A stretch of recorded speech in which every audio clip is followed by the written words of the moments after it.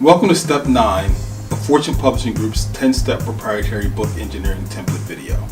Now, before we get started in Step 9, let's talk about binding your book, hardcover versus soft paperback, which is also called soft cover or perfect bound.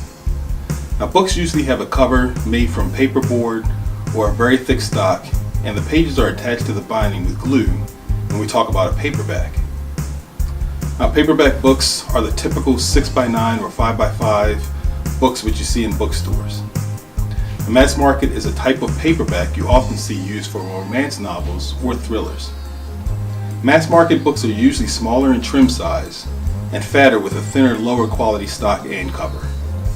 Now, hardcovers, also called case wrap or hardbound books, have covers that are sturdier and are usually made from thick cardboard wrapped in cloth. In hardcover books, the pages can be glued or sewn into the spine, making the spine more flexible so that the book can lay flat when it's opened. The book title and author's names are often stamped onto the cloth binding, and hardcover books typically come with printed dust jacket with artwork on it. So if you're making arrangements to have your book printed, you have to decide which format is going to be best for your book. Now, what you want to focus on is the cost to the consumer, the genre, and the printing cost, as well as other considerations. Well, now that you know the difference between a paperback book and a hardcover book, let's continue the steps to getting your manuscript completed in 90 days or less. Now, there's 10 steps I want you to take. My template is easy to understand and follow if you follow each step one step at a time. The first step of my template to writing your book is to write down 16 of the most important topics that you want to cover with your book.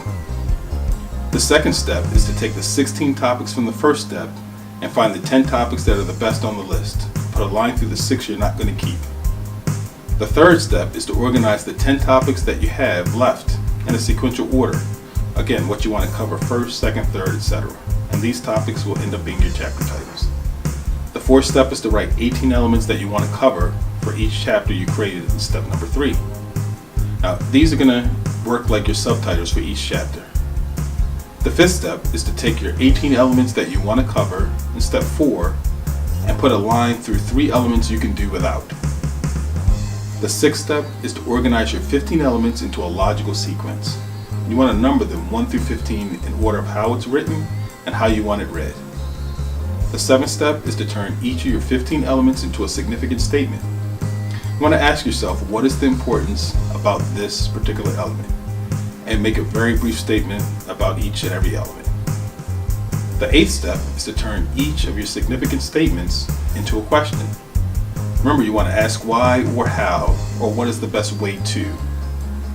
Now, ask any question that will require an answer. Remember, just getting something written first and worry about getting it right later. The ninth step to writing your book in 90 days is to write 3 answers for each question in step number 8. Write the first answer that comes to your mind, and your book will actually get written by answering these questions. What you want to do is you want to make sure each and every answer is very brief. Make sure you're only spending 5 to 10 minutes on each answer. Also, be sure to take breaks in between. Now, this is the 9th step of writing your book in 90 days or less. The last step to writing your book in 90 days will be focused on in the step number 10 video. I'm Max Fortune, and thank you for watching the 9th step of Fortune Publishing Group's 10-step proprietary book engineering template video. We will see you in the next video.